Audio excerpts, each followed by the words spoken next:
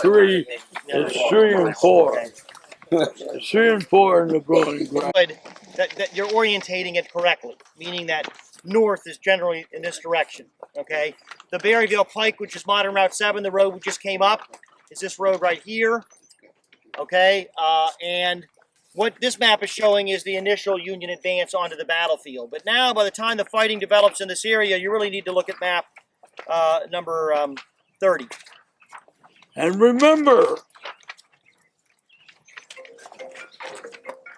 someone on Sheridan's staff has blundered greatly because they're going to let the Confederates pretty well recover from the situation as it would be. Also, Marshal is James Harrison Wilson. He does not do well here. He does almost as bad as he did at the Battle of the Wilderness. He is going to take his cavalry when he arrives here, and they're going to move them off the map.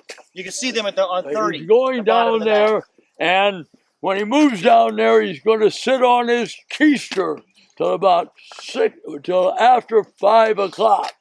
I would argue that it's a good thing that he is a protege of General Grant, or he would have been, for a second time, in a vital day, he has made a terrible blunder. Okay, let me just finish with the landmarks, Yeah, and then you can take over. Okay, so if you look at 30, just to give you an idea where you're at and where all the major landmarks are. Okay, so if you see the Union line in Sheridan there, and then his Union line advancing from right to left, so towards Winchester. The good thing about these maps is it has modern landmarks on it. Look for Ricketts. You see him. He's just north of the Berryville Pike. And go left of Ricketts, and you'll come to an area called Ash Hollow. You all see that on your map? Yeah. That's the development we just drove through. Those roads you see that surround Ash Hollow are some of the roads that we're driving on with the buses. So if you just go right above that, you're in Middle Field. That's where we're standing right now, right above those little lakes in the road of Ash Hollow. You'll see a dark green area if you hold the map this way off to your right. That's these woods you see over here. That's First Woods.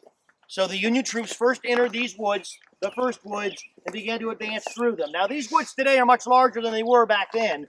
The original tree line in 1864 was a few hundred yards farther back, making this field we're in right now, called the Middle Field, larger. Okay, and Middle Field also extended over to where Regency Lakes, the development is today, where Ash Hollow is. Okay, so the first wood line they come into is they're going to call First Woods, and there's a field they can march into, and the battle starts to grow. That field's in between or in the middle of First Woods and the second wood lot they encounter. And they're going to call that originally Second Woods. And we're in the middle between those, so thus is Middle Field. All right. Looking over here to your west, the direction the Union troops would be moving towards, you'll see a woodlot, but that woodlot really wasn't there at the time of the battle. That line's an historic lane. The original lane at the time of the battle was actually a little bit farther to your north, but it did run in this direction. It's called Hackwood Lane. You might even see Hackwood on the map. Is it marked on the map? Yes, I see it. Where's Hackwood? Yes, if you keep going above the left end of the Confederate line, there's Hackwood. In any case, Second Woods, which no longer exists, is being replanted. And that's those little tubes you see out in the field over there. That's the beginning of the replanting of Second Woods. Oh, they're replanting it now. Yes, that's correct. They're replanting it. Just a quick reservation history, and then we'll move on to the battle. The first, as it said, for those who heard it coming up here in the early 90s, the first commission to survey Civil War sites in the Shenandoah Valley declared this a lost battlefield. Because a lot of the action that takes place closer to the Berryville Pike and on the south end of the pike where the 6th Corps is, all that's gone, as you might have noticed as we drove up along Route 7. On the other side of that road, it's all been developed. But it wasn't completely lost, and Ed might want to tell you that story, because this chunk still remained. And it has since been preserved. In 1995 or so, the Civil War Preservation Trust bought this land that we're on now. They put these trails in and these signs. Then in about 2006 or 7 or 8, the Shenandoah Valley Battlefield Foundation bought the Hunts Ferry Farm, which is on the far side of Redbud Run. You'll notice that on the map. Redbud Run, see the distant tree line? That's the bluffs above Redbud Run. And on the other side of that is the Hackwood, Hunts Ferry Farm. And now altogether, this land's been all this land that's been preserved has been turned over to the Shenandoah Valley Battlefield Foundation, almost 600 acres in the heart of the battlefield, which leaves us enough to interpret the major action that occurred here. So that's how we got to where we are now. And basically, you are now right in the middle of middle field. The Union troops, again, in their initial attack around 1140, are moving in this direction towards what they think is an outnumbered Confederate force. The initial Confederate defenders were just Ramseur's division, as Early desperately tries to bring his army back together. He had spread it out. That's a mistake he made. Now he's trying to scramble to get his army back together to get reconstituted in time to meet this attack that Sheridan's now launching at 1140. All right, what has happened up to this time? The cavalry has advanced up to beyond the head of Berryville Canyon. They are engaged initially by a brigade of North Carolinians, actually and they will be skirmishing there. Arriving about 9 o'clock is the vanguard from the army of General Wright's command. And General Wright as you're going to notice, the Berryville pike is, as it comes up to the area, is going to change directions. Instead of moving almost due west, it starts moving southwest. Sheridan does not realize this from his headquarters at Eversole Knoll. And when they arrive, he orders the beginning to deploy. Now there's going to be a considerable 2 hour to a 2 hour and a half interval between the arrival of the vanguard of Emory's division, and when meanwhile the 6th Corps is in position and skirmishing and rather beating up Ramseur's division. He's here with 1 division facing 3 divisions of the 6th Corps. Now, as you can see here, as they move into the area where we are, west of Ash Hollow, we can see that General Wright has deployed his 1 division south of the Berryville Canyon, and there you have Eversole Knoll, back behind him where Sheridan is, and there you have Getty's division going into position with its right near the Berryville Pike, and on his right is Ricketts' division. Ricketts' division is going to be on Getty's right. Now they've got to wait.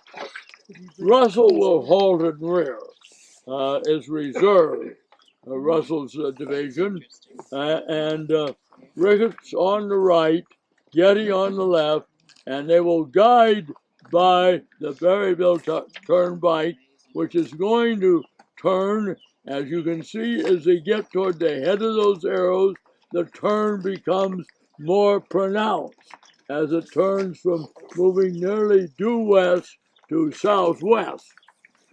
So when that happens, they're going to leave a gap in their line as they advance. Now remember, Emory has been delayed till about 11:30 or 2 o'clock, 1 o'clock, 12 o'clock. Why has he been delayed? Somebody has screwed up. Now, the commanding officer never likes to take blames for screwing up. He has screwed up, or somebody on his staff has failed to tell Wright leave your damn wagons behind. Don't bring them up. Don't let them follow Wright's division. Let them stay, they're going to follow Wright's division. So when Emory starts up, what has he got? These damn wagons in front of them. They're going to have to get them off the road as fast as they can. So you're going to have a big gap of arrival between the last time the last man of Russell's division, last brigade arrives, and the vanguard of Emory arrives. Now, Emory, when he arrives, and he is going to take a position on the left of Ricketts. Now, as Ricketts moves forward, he is going to turn, as you see those arrows do, he's going to turn very much in a southwesterly direction as he approaches the area where the interstate is now. And there is a wide gap, getting wider the furthest west they go, between the right of Wright's Corps, the right brigade in Ricketts, and the left brigade in Emory's Corps, which of course is Sharp with Berge on his left. And the further over that way you get, the gap gets bigger. That's going to give Early. It's going to give Early a window of opportunity he should not have had. Now, Emory will deploy 2 brigades in support. Now, Emory will rest his right on Red Bud Run. Emory rests his right, but now they're losing contact and creating a gap between Ricketts' left and Sharp's right. And following up to support Emory is going to be his other brigade. Is going to be Grover's other 2 regiments. It's going to be Shunk on the right and Molyneux on the left.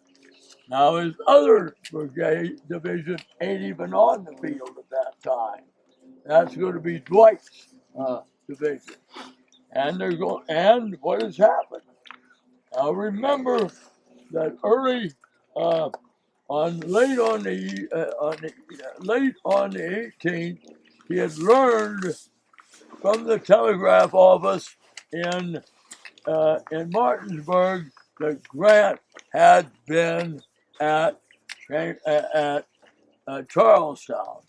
Grant had been at Charlestown on the 17th when he had his famous meeting with General Sheridan.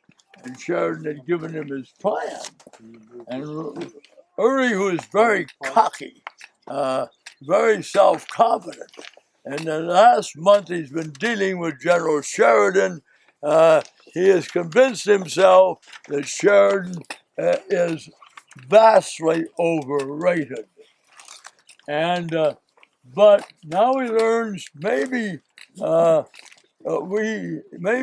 he is taking advantage. He's going to tell Robert Rhodes.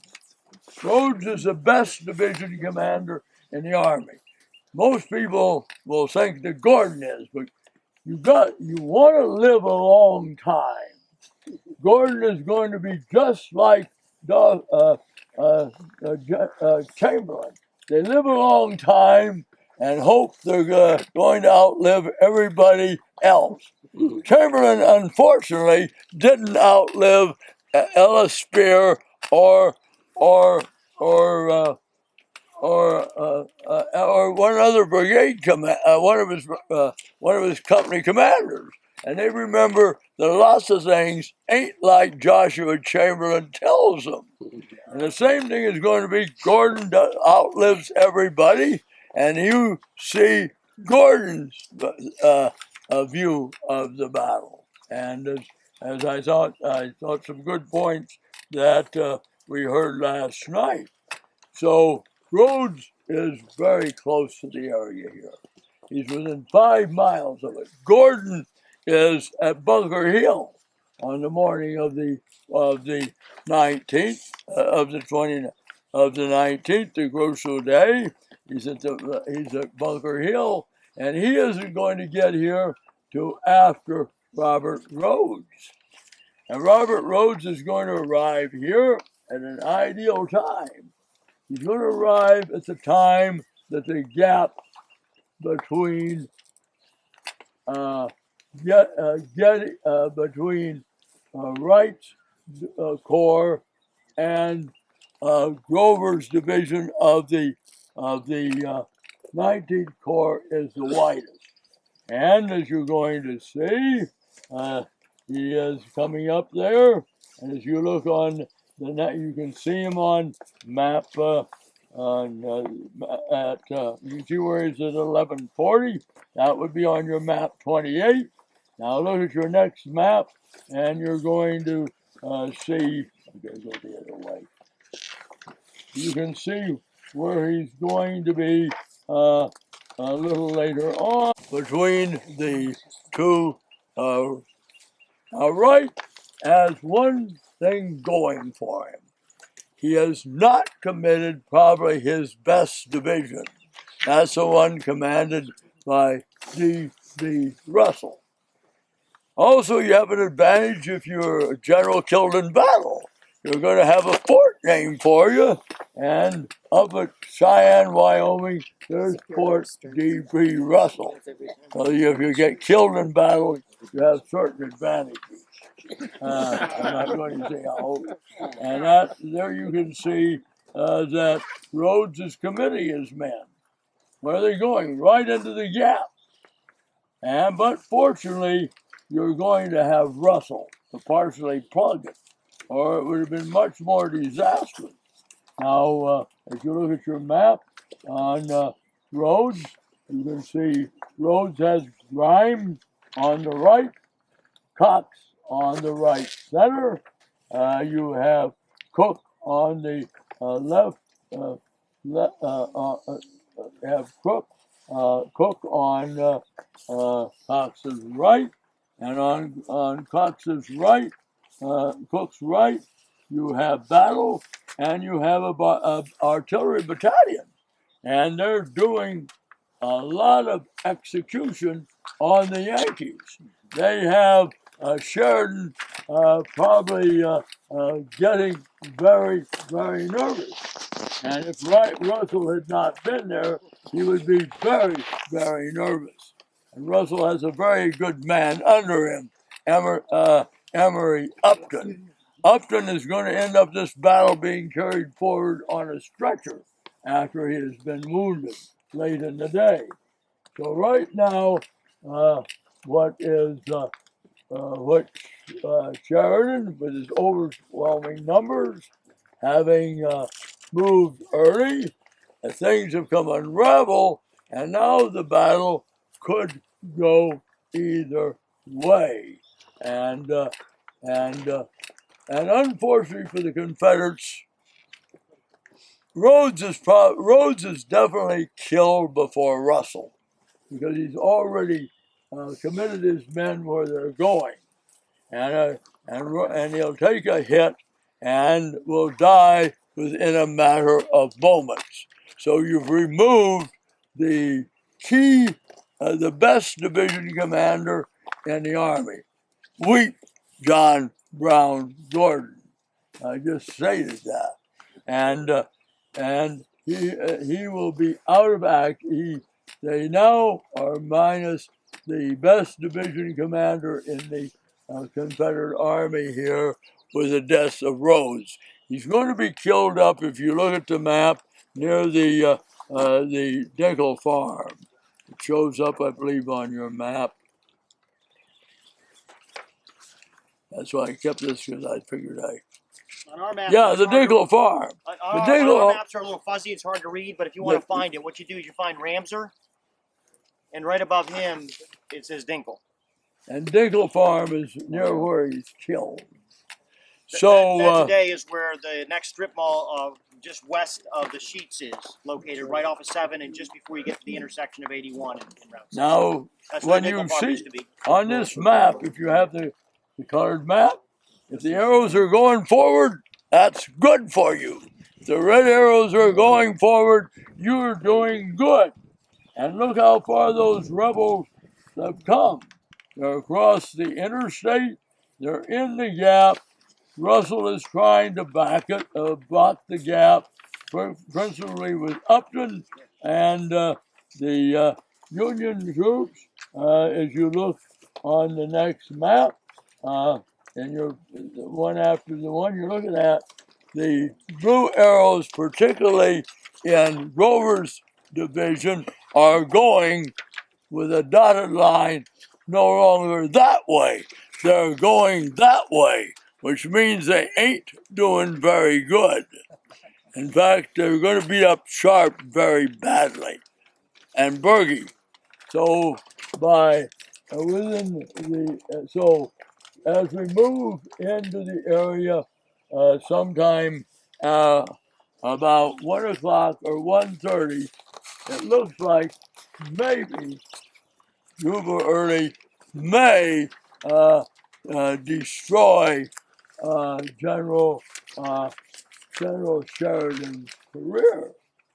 But we remember who isn't here yet. General Crook's 8th Corps isn't here yet. They're not going to arrive till about 2:30, and that's and where are the Confederates? And by 2:30 or 3 o'clock, the Union cavalry riding behind good fellows like George Armstrong Custer, not a guy uh, like Wilson, have crossed the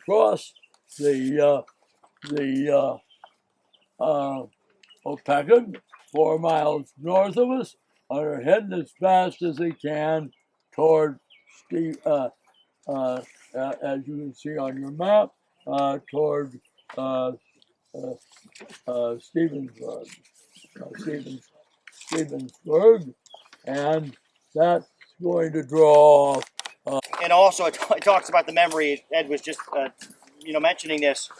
It's the memory of the Civil War and whose version you most want to believe. So 1140, as Ed said, that Union advance moves forward into the middle field. The growing gap develops between the 6th Corps and the 19th Corps. That gap's right here where we're standing, is just to our south, where Ash Hollow is today in that development. And at that point, Early believed the only way to slow this Union advance up, to allow him more time to continue to allow the rest of his army to concentrate, was to launch a desperate counterattack. So here are two different versions of who orders this counterattack and why. Of course, each writer claims responsibility himself to make the counterattack. One is Early, who we'll hear from first, and the second, of course, is Gordon. As Ed said, it's great to survive, as you can then write your own version of history. So here's Early's version of this counterattack into this dangerous gap, and he writes his version first, shortly after the war. He said it was a moment of intimate and thrilling danger, as it was impossible for Ramser's division, which numbered only approximately 1,700 muskets, to withstand the immense force advancing against it. The only chance for us was to hurl Rhodes and Gordon upon the flank of the advancing column into that gap, that they were ordered forward at once to the attack. They advanced in most gallant style through the woods into the open ground and attacked with great vigor. He's talking about making the advance out of the second woods and the south woods, which are off to your left front, and into the middle field and right down in to Ash Hollow, where the development is today. He said the enemy's columns were thrown in great confusion and driven from the field. This attacking force of the enemy proved to be the 6th and 19th Corps. It was a grand sight to see this immense body hurled back in utter disorder before my two divisions. He also said, Early claimed, had I then a body of fresh troops to push the victory, the day would have been ours. So he's basically claiming the responsibility for the attack. Here's Gordon's version, written much later, where he takes credit. He said, in the absence of specific orders from the commander-in-chief, Early, I rode up to Rhodes for a hasty conference. A moment's interchange of views brought both of us to the conclusion that the only chance to save our commands was to make an impetuous and simultaneous charge of both divisions in the hope of creating confusion in Sheridan's line so that we might withdraw in good order. As the last words between us were spoken, Rhodes fell, mortally wounded, near my horse's feet. It was borne bleeding and almost lifeless to the rear. He had been hit by a fragment of shell that exploded above his head. So there are times in battle when they often come, when the strain and quick shifting of events compel the commander to stifle sensibilities and silence the natural promptings of his heart as cherished friends fall all around him. This was one of those occasions. General Rhodes was not only a comrade who I greatly admired, but a friend whom I loved. To ride away without even expressing to him my deep grief was sorely trying to my feelings, but I had to go. His fall had left both divisions to my immediate control for the moment and under the most perplexing and desperate conditions. So now he's taking command of both divisions and moving forward, so he's claiming. This proposed assault on Sheridan's front was made with impetuosity and caused his advancing lines to halt, bend, and finally break in different directions. So each officer, so he's the type of commander that's going to take control, personal control at the front. So he rides down off the knoll into the midst of the fighting, and he's going to try to rally his line. So there's a good account of this. It comes from a sketch artist traveling with Sheridan's army, a former soldier from New York, James Taylor, who's now an artist for Frank Leslie's Illustrated newspaper. He not only provided us hundreds of sketches of these events, both during and after the war, but he also provided a diary, a journal. And he, James Taylor, described that moment. This, by the way, is the sketch he drew showing Sheridan riding into the midst of his disorganized lines. So if you get a chance to look at that sketch, please do so. Here's his account. Here's how James Taylor described Sheridan rallying his broken lines, trying to stitch his lines back together so he can not only save his army, but then launch another attack.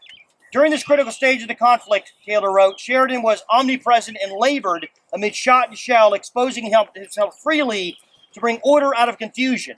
Throwing himself into the breach of half-demoralized troops scattering to the rear, he finally, by appeals and threats, and I must confess, profanity, brought order out of confusion and got the men faced about. Little Phil was no tongue-tied angel when the spirit of battle was on him. Stupidity, cowardice, incompetence, and panic would enrage him to such a pitch that strange, novel, picturesque oaths made up on the spot would burst forth from him spontaneously.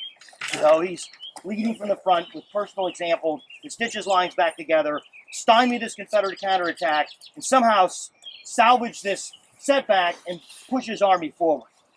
Stonewall always wear those. Stonewall always wore a kepi, didn't he? Yeah. And so maybe the artist is trying to make him look like that, you know. I think the drawings he does.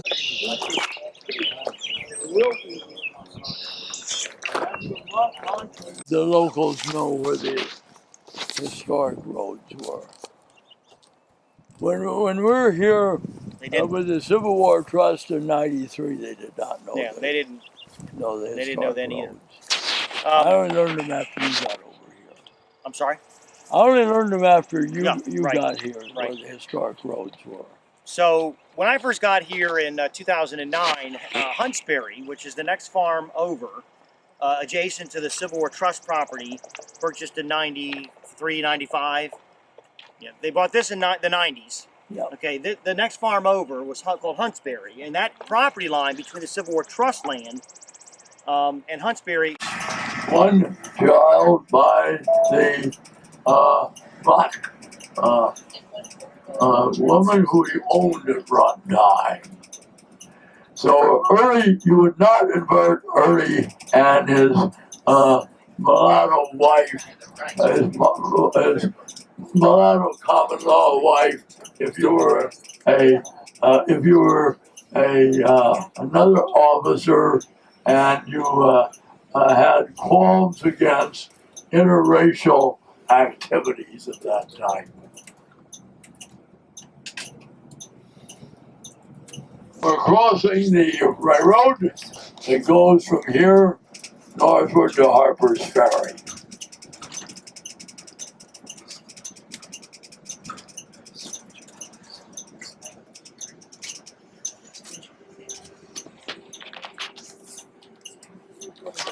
In the heart of the Shenandoah Valley Battlefield's National Historic District. We were set aside by Congress in 1996 as an attempt to protect all of the Civil War sites up and down the valley. Of course, the crown jewel of all that was Cedar Creek, and was established at that time as its own battlefield park. And together with Cedar Creek and us, we are the National Park Service's presence in the Shenandoah Valley. You've been touring around the sites of the largest battle in the Shenandoah Valley, and we're very, very proud to have you here. We've worked very hard. Over a number of years, we've invested about $8 million to preserve this battlefield, and we're expecting to invest another $2 to $3 million in the next 4 years alone. We've just, actually, this is the first group I can actually positively say this to. We have closed the deal. We're signing on Monday to save the 34 acres. We announced that it looked like that was happening when we were down in Atlanta, and it is guaranteed. So when you come back, there'll be another 34 acres added to this park. To give you a perspective of what we've been able to save, if you look straight down across these fields and you look at the far tree line, there's a sign out there.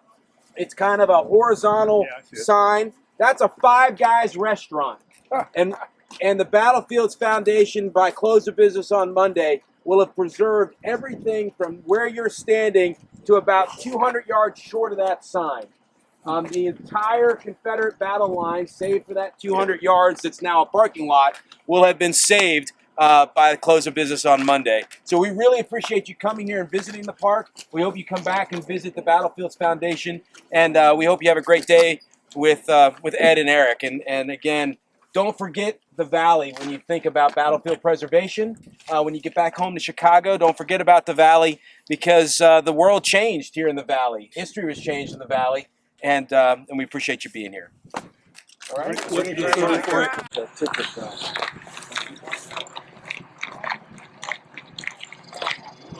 Yeah, right.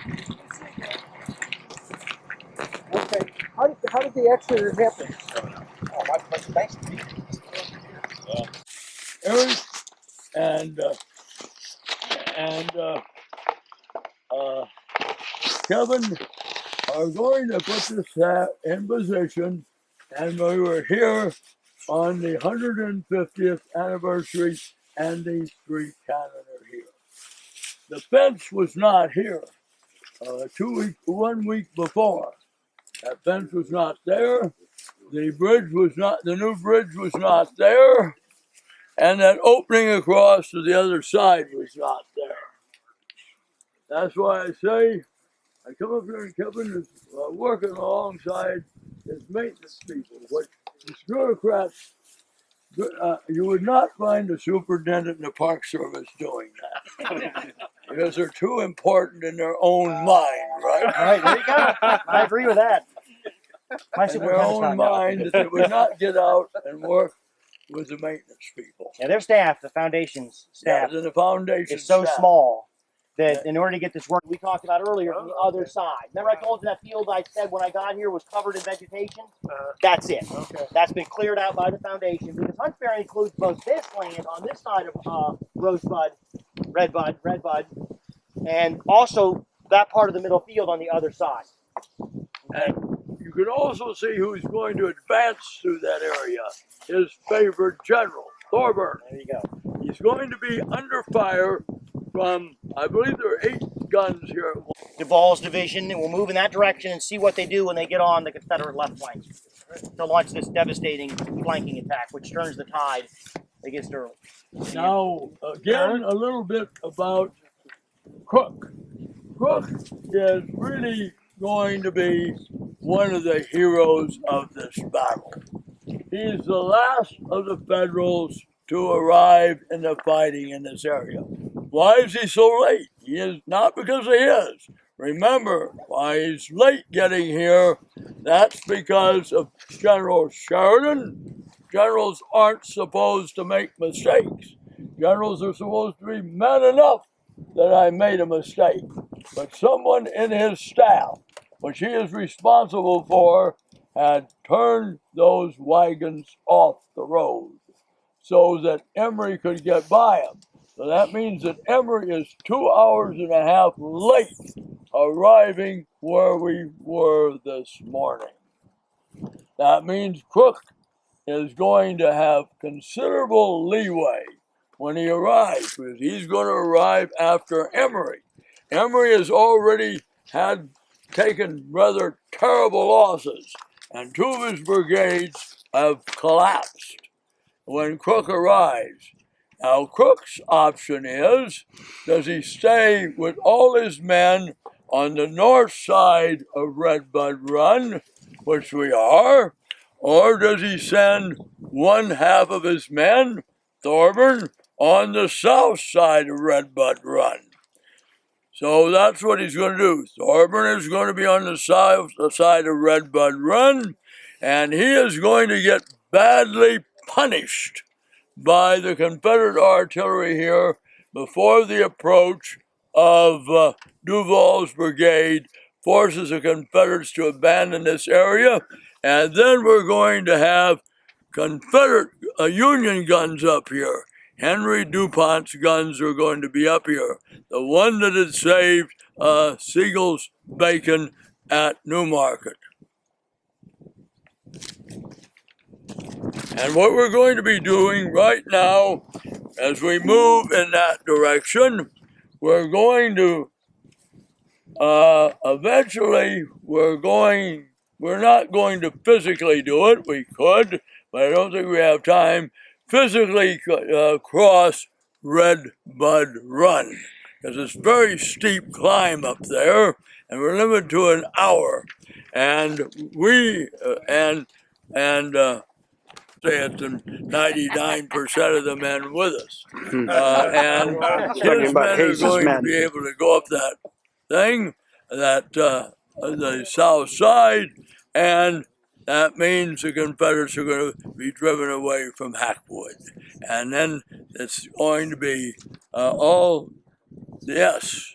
Now, who's going to, when they start to give at Hackwood, that means that Breckinridge is going to have to send one of Wharton's brigades down here. The brigade of Wharton's he sends down here is George Smith Patton's brigade. And in this area, just a little bit closer to Winchester than we are, George Smith Patton is going to be mortally wounded. And you know, his son, his grandson, actually, I think, really believed in reincarnation. That's in the movies, because you remember, he says, I've been here before when he's in Tunis, meaning that he was with Hannibal at one time. We can actually make it over to the... Here, it has become more of a morass, much wider than it is down where we crossed it. So down below us here is about, in fact, I think you can see the roof of it. Is that the roof of it? I think if you look off to your right front through the trees, you're seeing the roof of Hackwood. That's Hackwood. So you know where Hackwood is.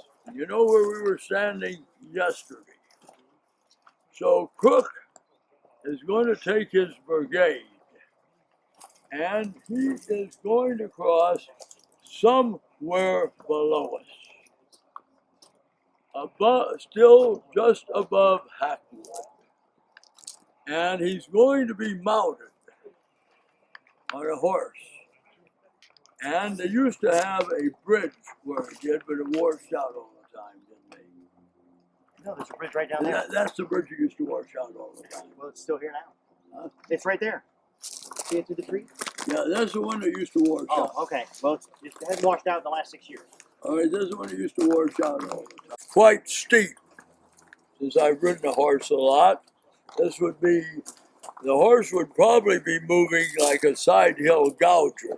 That's a mythical horse that its legs on its left side are shorter than the ones on the right side.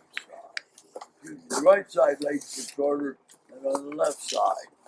And he tries to cross, and he is going to be thrown from his horse. And they used to interpret it right below the bridge there. and he's thrown from his horse, and he goes into the morass.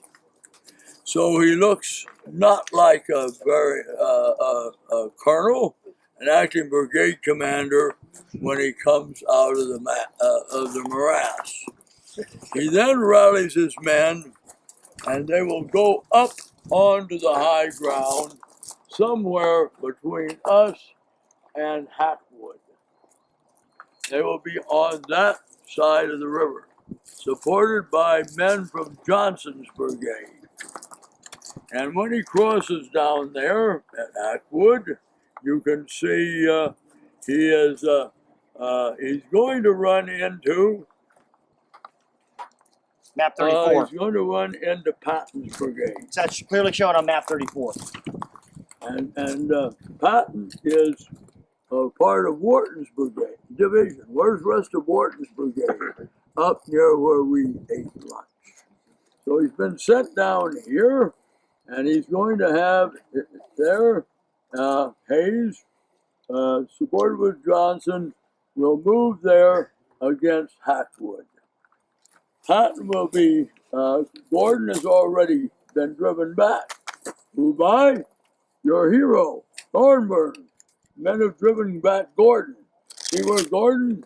He wouldn't admit it, but you can see where Gordon's men are falling back across what is today's interstate. So what happens? They're going to get across there, and Hayes, with the fragments of Johnson's brigade, are going to attack the enemy, as you can see where those two arrows are, and Patton is going to be mortally wounded. He will die roughly 2 days later. And you can see that Patton's men are now skedaddling, falling back across the interstate. And who's going to hit him in the flank? Coming down from up there is going to be Devon's brigade is going to hit Patton, and Patton's brigade is, for practical purposes, out of the action. Their commanding officer is mortally wounded, and you would say that at this time, with Duval's division, Thornburn's division, you can see Gordon retreating, you can see Patton retreating, you can see Payne, you can see, I hate to say, you can see Gordon's men, what are they doing? They're retreating. You see Rhodes, you can see the Battles Brigade retreating, and you can see the Confederate position is getting into some problems. At the same time, up there on the Confederate, coming down the Valley Pike, are the Confederate cavalry, and they're pushing everybody before them. So Gordon's division would have been on the high ground on the other side of the stream facing to your left. So that clearly puts the 8th Corps, Duval's division here on their left and rear. And that's what the map shows. Keep in mind, this was more open back then. There weren't nearly as many trees. And the ground on the other side that rises up was also open. And that's what, again, Ed was describing. Patton is going to be shifted to try to refuse the Confederate line and face this new threat by facing north. But simply, as Ed described, it wasn't enough. I want to read one quote from Duval, who's talking about this, actually from Colonel Hayes, Colonel Rutherford B. Hayes, talking about this flanking maneuver, and then I guess we can move on. He said, the rebel left was protected by field works and a battery on the south side of Red Bud Run. This creek was easily crossed in some places, but in others was a deep, miry pool from 20 to 30 yards wide, which is exactly what you're seeing. Almost impassable, he said. The creek was not visible to any part of our line when we began to move forward, and no one probably knew of it until its banks were reached. So they didn't even know about this creek other than having crossed it down there earlier until they reached this point you're standing at right now. And then they have to start charging down this steep slope, splashing into the water, at which point they found out what a miry mess it was. And they're doing this under fire. And that's when, as Ed just described, Hayes is going to, Colonel Hayes will be knocked off his horse. The horse will throw him. He said this creek was in rough ground and tangled thicket on its banks was an easy range of grape canister and musketry from the rebel line. A very destructive fire was opened upon us, in the midst of which our men rushed into the creek. So it took a lot of discipline to keep moving under fire, but eventually it would turn the Confederate line. And as Ed just described, now the Confederate line being turned, they have no choice but to start falling back. And I mentioned to my boss yesterday how Interstate 81 cuts through 11 battlefields. Here's a classic example. Because when they fall back, as you see on the map, the Confederates are going to retreat onto the other side of where Interstate 81 is today. And eventually what they're going to do is fall back to their final line where this pre-made fortifications were already constructed. And that's that red line. See the faint red line? Yeah, and it faces two That's directions. going to be basically where the That's where they're going to fall National back. Cemetery and the Silly Cemetery. Exactly. They're going to make their final stand there. It's where our last stop of the tour today will be the National Cemetery and the Mount Hebron Cemetery, which is actually part of the battlefield. And back then, in 1864, that was the northern and eastern edge of town. So you can see how far the town has expanded over the battlefield. So that's what occurs here. This is a critical moment in the battle that despite the courage and devotion of the Confederate troops being greatly outnumbered and standing up against these superior numbers, this is going to be too much. It's going to finally cause their retreat. What we'll do at our next stop, what we're going to do is head back to the bus, is move on to Fort Collier, which is the Confederate defensive line north of town that's going to face this overwhelming Union cavalry force, as Ed just mentioned, coming down, or I should say up the Valley Pike. I keep making that mistake. Coming south on the Valley Pike against the Confederate. Has a bad habit. General Early, although he has 2 common law wives, does not like wives following their husbands around. So he not only doesn't like Gordon very well, but he detests Mrs. Gordon. So think every night the Gordons go to bed. After that, Mrs. Gordon is going to probably tell her husband what an uncouth, awful man General Early is. Tell her, the gossip says he has two mistresses. One of them black. You don't brag about your black mistresses. And he just doesn't like me. And you would have won the battle if he had listened to you. This now, as I think you're seeing a battlefield that has been recaptured. Yes. I would argue you can get with these trails that are going in and the terrain, you can understand this battle. It's a picture of now George Crook. as well as you can Gettysburg. Where you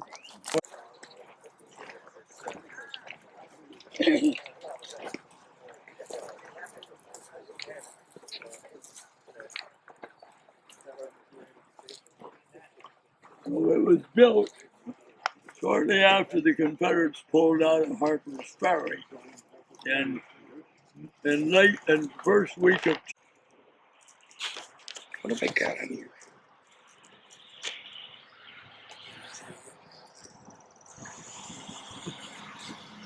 And it's not an easy thing to plan a 6-month siege. No, it was more than that. Well, of course.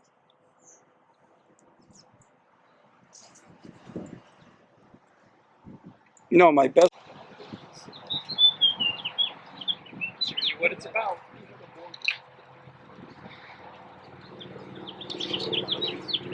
Thanks to Brigadier General through the political machinations of Alfred Pleasanton, the new commander of the Cavalry Corps of the Army of the Potomac, and his former subordinate John Farnsworth, congressman from Illinois, who had been the first colonel of the 8th Illinois Cavalry.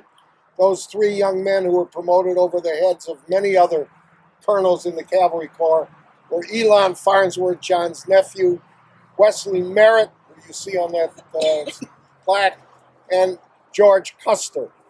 The end of those gentlemen, Custer, of course, his end Elon Farnsworth was killed a few days later on the 3rd day of Gettysburg in a foolish charge ordered by his superior, Judson Kilpatrick. And Wesley Merritt, who nobody remembers today, became one of the greatest officers in the United States Army, commanded the army in the Philippines during the Spanish-American War, the superintendent of West Point at one point, and today is basically forgotten. The other gentleman I want to mention real quick is Charles Lowell, a Massachusetts aristocrat, a member of the Lowell family. You all know the famous poet James Russell Lowell was his uncle. He is also Charles Lowell is the brother-in-law of Robert Gould Shaw, the colonel of the 54th Massachusetts, who was immortalized in that great Hollywood epic Glory. Lowell's wife, Josephine, was the sister of Robert Gould Shaw, and I'm sure we'll learn a lot more about Colonel Lowell tomorrow and his unfortunate death at Cedar Creek. I want to point out, I always watch Custer people.